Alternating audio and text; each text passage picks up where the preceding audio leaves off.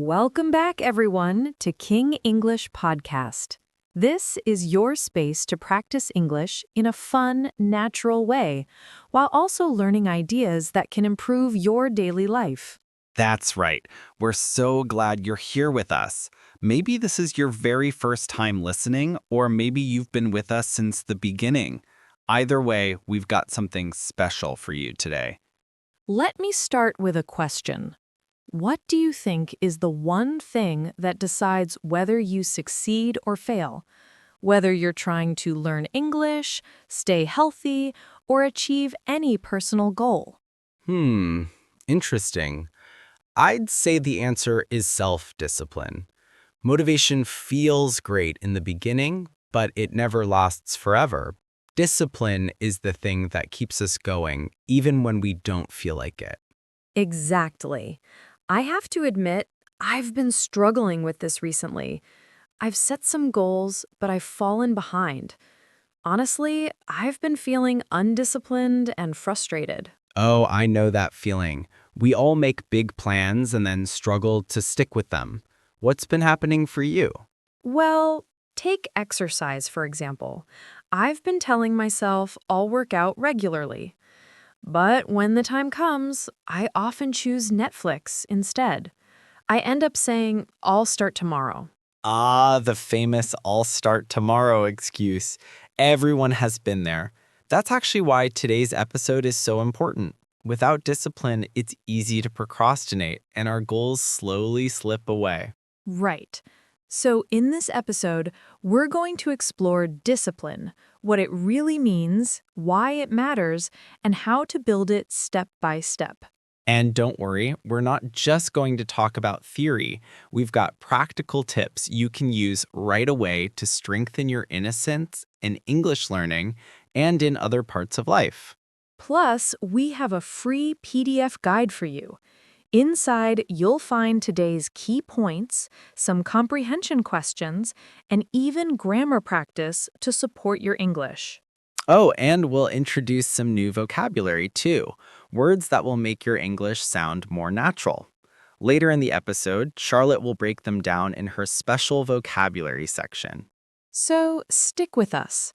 This session is full of useful advice to help you stay consistent and keep making progress in your English and your personal goals. Whether you're aiming to develop better habits, improve your confidence, or simply stay focused, today's topic is for you. All right, let's dive in. Our big theme today is how to build self-discipline and keep it going even when it feels hard. Perfect. And to kick things off, let's start with our first tip. Begin with tiny habits. If you're serious about building discipline, the best starting point is small habits. Don't try to change everything at once. Absolutely. Every year, I make these huge goals, like I'll exercise for 1 hour every single day, or I'll eat perfectly with no sugar at all. And by mid-January, I'm exhausted and burnt out. I've been there too. New Year's resolutions sound exciting, but they can be overwhelming. The secret is to start small and give yourself room to grow. For example, instead of forcing myself to do a full workout, I started with just 5 minutes a day. At first, it felt like nothing, but after a few weeks, it became part of my life. Exactly. Tiny habits are easier to commit to, and once you repeat them, they build momentum. That's how real progress happens, little by little, every day. And it's the same with English learning. Instead of promising to study for an hour, just commit to 5 minutes. Read a short article, listen to a podcast clip, or learn one new word. Over time, those small efforts add up. You'll look back and realize you've grown without the stress of big, unrealistic expectations. The key word here is consistency. 5 minutes every day beats 2 hours once a month. That reminds me of James Clear's book, Atomic Habits. He says small habits compound, like interest in a bank account. Do something tiny, repeat it daily, and it multiplies into something powerful. Exactly. And the beauty is, when a habit is tiny, it's so easy, you can't say no to it. That's how discipline sneaks into your routine without feeling forced. All right, let's move to the second tip. Focus on systems, not just goals. Yes, I've made the mistake of only thinking about goals. For example, I once told myself, I'll lose 30 pounds in 3 months. But I had no system, and of course, I burned out. That's the danger of goals. They give us direction, but without a system, a daily routine, we can't sustain the effort. A system is like a set of small, repeatable actions. For English learners, a system might be 10 minutes of listening practice every morning or reviewing flashcards on your commute. Right. Once you design the system, it becomes automatic. You don't have to depend on motivation. You just follow the plan. And that's the beauty of systems. They reduce stress. You're not always thinking about the end goal. You're simply doing the routine, and progress comes naturally. With the right system, you don't burn out or give up. Discipline becomes a natural part of your day, like brushing your teeth. That's such a powerful image.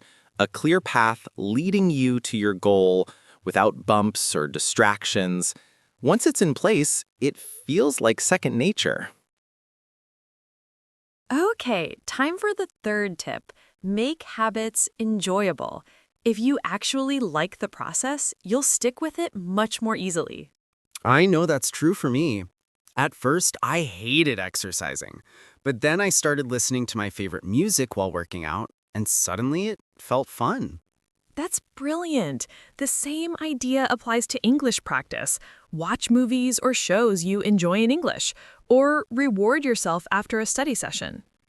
Rewards are powerful. Even something simple, like treating yourself to a snack after practice, can reinforce the habit. Our brains love rewards. Pair a positive outcome with a good habit, and the habit sticks. Exactly. Discipline doesn't have to feel like punishment. It can actually be fun as long as you design it that way. Welcome back, everyone. In Scene 1, we talked about the importance of tiny habits, focusing on systems instead of goals, and making your habits enjoyable. Now, let's move to the next set of tools that make discipline easier to build. Right, and the first one is environment design. This is something people often overlook. They think discipline is only about willpower, but really your surroundings play a massive role in shaping your behavior. That's so true. For example, if you're trying to eat healthy, but your kitchen is full of chips and soda, what do you think will happen? At some point, you'll give in. Exactly, but if you fill your fridge with fruits, vegetables, and water, then you're setting yourself up for success. You don't even have to resist temptation because the environment makes the healthy choice the easy choice. This works for English learning too. If your environment has reminders and tools ready, it becomes natural to practice. Yes, for instance, put an English book on your desk, set your phone to English, or place sticky notes with vocabulary on the wall. These little environmental cues remind your brain, hey, it's English time. One thing I do is keep my earbuds next to my bed. That way, the moment I wake up, I can listen to an English podcast before I even leave the room. That's brilliant. It turns practice into a default behavior, not something you have to fight for. Discipline becomes easier when the environment supports your goals. Now, let's talk about willpower. People often think they need to be strong all the time, but the truth is, willpower is like a battery. It runs out during the day. Exactly. That's why it's smarter to design your habits around low willpower moments. For example, I know I'm exhausted after work, so I don't plan to study English at night. I do it in the morning instead. Same here. I've learned that when I'm tired, my brain will always choose comfort. So if I rely only on willpower, I'll fail. That's why I put my most important habits at the start of the day. That's a powerful tip. Do your key tasks when your willpower is fresh. Then, when you're tired, you don't feel guilty because you already accomplished something meaningful. Another trick is to reduce the number of decisions you make. For instance, if you want to exercise, prepare your workout clothes the night before. That way, when morning comes, you just put them on, no thinking needed. I love that. Decision fatigue is real. The fewer choices you have to make, the more energy you can save for discipline. All right, the next tip is accountability. This one changed everything for me. When I only rely on myself, it's too easy to quit. But when someone else knows about my goal, I stay consistent. Yes, humans are social creatures. We care about what others think. If I tell a friend I'll meet them for a morning run, I'll show up even if I feel tired because I don't want to let them down. And accountability doesn't always mean a workout partner. It can be as simple as telling your family, joining an online group, or even posting updates about your progress. For English learning, accountability can be powerful too. You could join the language exchange, find a study buddy, or commit to a weekly call in English with a friend. I remember when I joined an online English club, just knowing I had to show up on Sundays made me practice during the week. I didn't want to be embarrassed in front of others. That's such a good point. Accountability creates gentle pressure, but it's positive pressure. It pushes you to keep going even when motivation is low. Let's add one more element here: tracking your progress. This is another way to stay disciplined. Oh, yes. I've been using a habit tracker app, and it's surprising how motivating it is to see those little check marks pile up. Same here. There's something satisfying about crossing off a calendar or seeing a streak number rise. It's a small win, but it tells your brain, I'm making progress. And when you reward yourself for sticking to the habit, you make it even stronger. The brain learns, this is good. Let's do it again. Rewards don't have to be big. It can be as simple as enjoying a piece of chocolate after studying English or giving yourself 10 minutes of social media after finishing a task. Right. The key is to link the habit with a pleasant outcome. That way, discipline doesn't feel heavy. It feels like something you actually want to do. So let's summarize scene 2. We've talked about shaping your environment, managing your willpower, using accountability, and rewarding yourself with small wins. And all these strategies share one theme. Don't rely only on motivation. Instead, create systems and conditions that make discipline easier. That's the secret. When your environment supports you, when your willpower is protected, and when other people are keeping you accountable, discipline doesn't feel like a fight anymore. Exactly. It becomes natural, even automatic. And that's when you start to see real, lasting change in your habits, your English, and your life. In the next scene, we're going to dive into another layer of discipline: how to handle failure and setbacks without giving up. Because, let's be honest, no one is perfect. We all fall off track sometimes. And that's okay. The important thing is learning how to bounce back quickly. That's where real discipline shows up. Welcome back to King English Podcast. In Scene 2, we explored how your environment, willpower, and accountability shape your discipline. But now, let's face something that every learner struggles with: failure. Yes, this is the tough part. No matter how motivated or disciplined you are, you will fail at some point. You'll miss a study session, break your streak, or fall back into old habits. And honestly, that's normal. The problem isn't failure itself. The real danger is what we tell ourselves after we fail. Exactly. Some people think, well, I messed up once, so I might as well give up. But failure doesn't have to be the end of the story. Let's start with this idea. Failure is not the opposite of success. Failure is part of success. It's the feedback you need to improve. That's so true. When I first tried to go to the gym, I failed many times. I skipped days, I got lazy, and I felt guilty.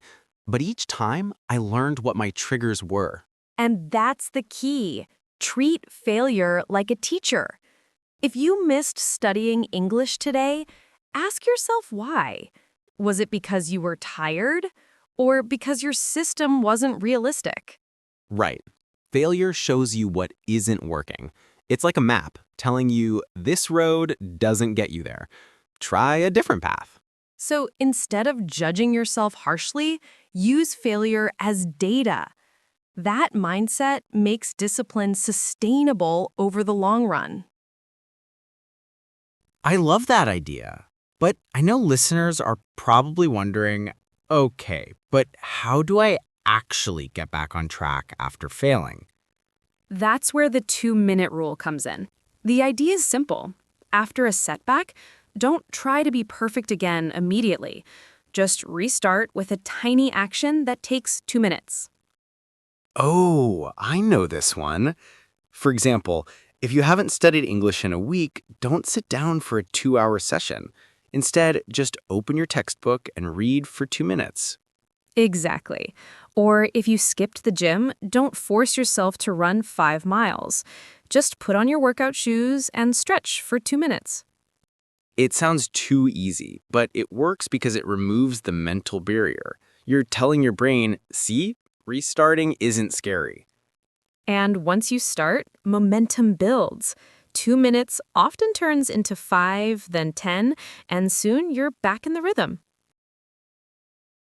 Another principle I use is the never miss twice rule. If I fail once, that's okay, it happens.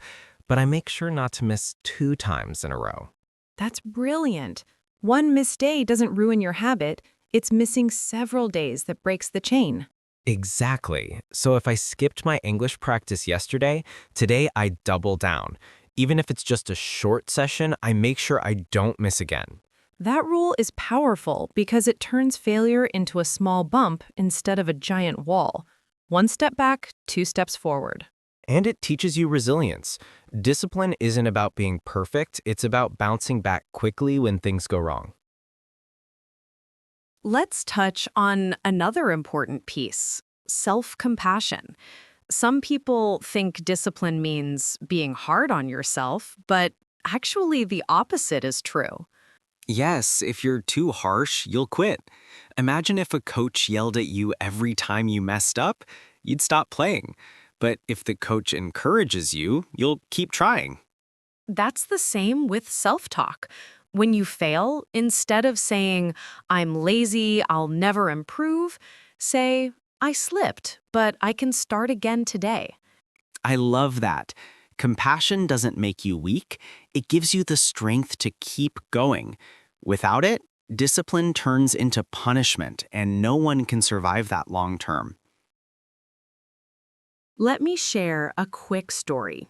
When I first started podcasting, I was terrified. I recorded my first episode, and it was terrible. My voice cracked, my ideas weren't clear, and I almost deleted it. Oh, I've been there too. I remember writing my first English blog post. The grammar was messy, and I felt embarrassed. But instead of quitting, I kept writing 1 post each week. And look where we are now. This podcast exists because we didn't let those early failures stop us. That's the point we want our listeners to remember. Every success story is filled with moments of failure. The difference is that successful people keep going. Before we close this scene, let's give our listeners a simple exercise. Sure. Take out a piece of paper and write down 1 recent failure, big or small. Maybe you skipped English practice or you didn't stick to your diet.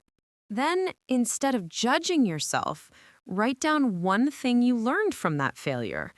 Ask, what does this teach me about my habits, my triggers, or my environment? And finally, write the tiniest step you can take today to restart. Remember the 2-minute rule. Keep it small and easy. If you do this regularly, failure won't feel like a roadblock anymore. It'll feel like part of the process. So, to wrap up Scene 3, here's the takeaway. Failure is not the enemy. It's a teacher. Discipline is not about never falling. It's about learning how to stand up faster every time you do. And with tools like the 2-minute rule, the never miss twice principle, and self-compassion, you'll be ready to bounce back stronger. In the next scene, we'll go even deeper into advanced strategies, like identity-based habits, and how to truly see yourself as a disciplined person. That's where the real transformation happens. You don't just practice discipline, you become disciplined. And that's life-changing. Welcome back to King English Podcast. In the last scene, we talked about failure and resilience. Now, we're moving into one of my favorite topics, identity-based habits. Yes, this concept completely changed how I view discipline. Instead of only focusing on goals or systems, you shift your attention to who you want to be. Exactly. It's not just about what you do, it's about the kind of person you believe you are. And that belief shapes every action you take. Right.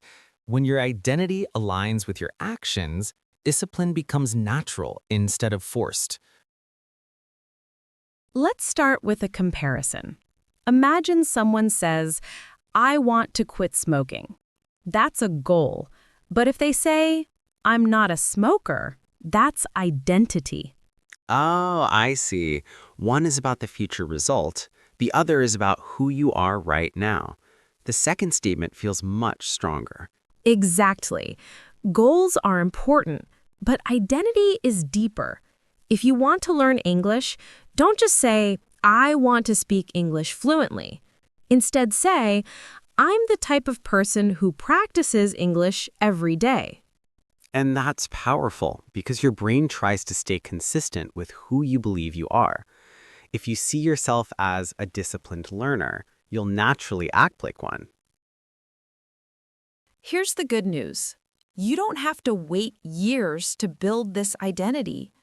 Every small win is a vote for the person you want to become. That makes sense. When I complete just 5 minutes of English practice, I'm casting a vote for the identity of a consistent learner. Exactly.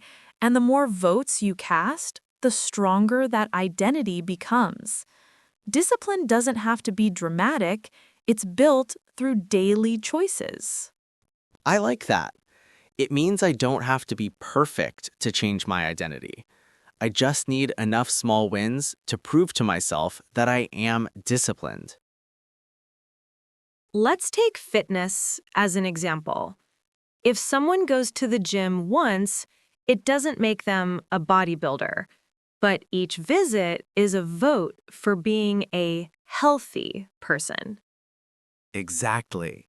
Over time, those votes add up until it's no longer something you try to do. It's who you are. That's the same with English. Every time you listen to this podcast or jot down a new word, you're reinforcing the identity of an English speaker. And that's why consistency is more important than intensity. Small, daily actions matter more than huge bursts once in a while. Another key part of identity-based habits is self-talk. How you talk to yourself shapes what you believe.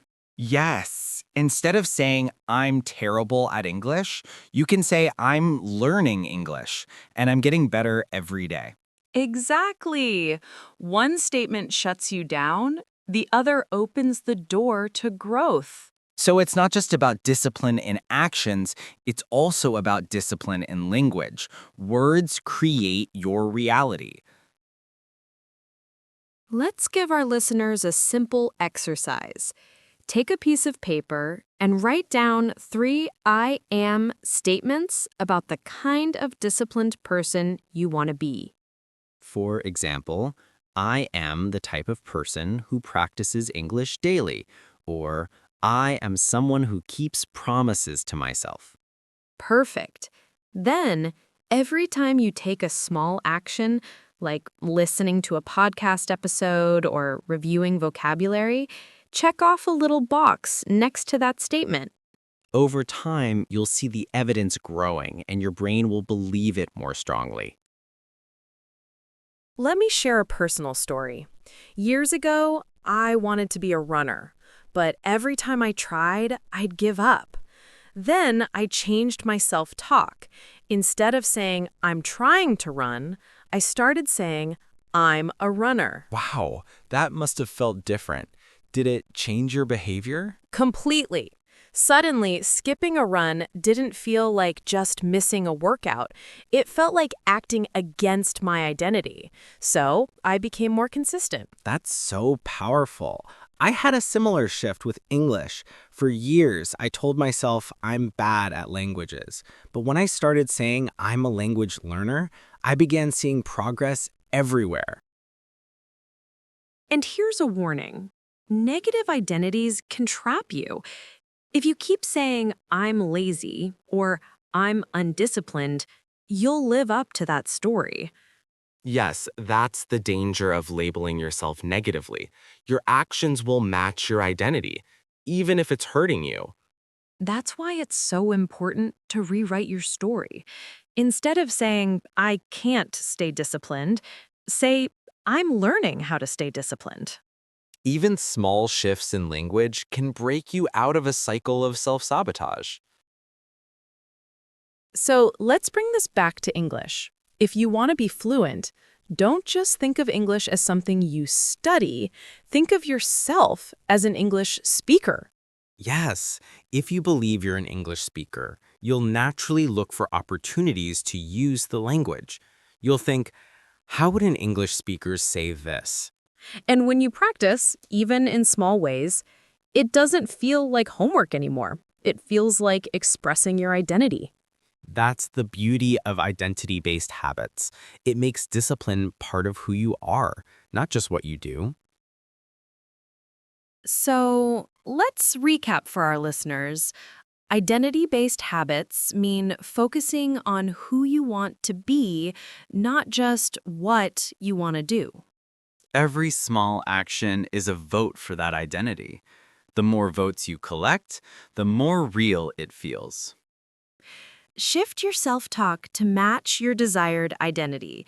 Use positive I am statements that reinforce the kind of person you want to become.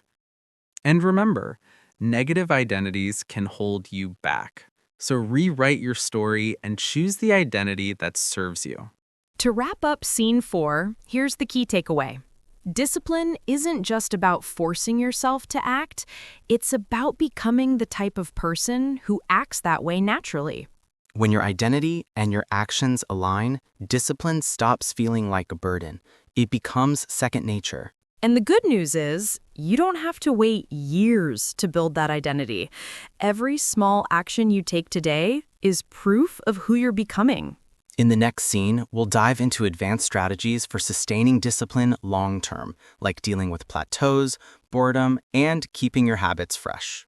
That's going to be a game changer. So stay tuned because we're only getting started.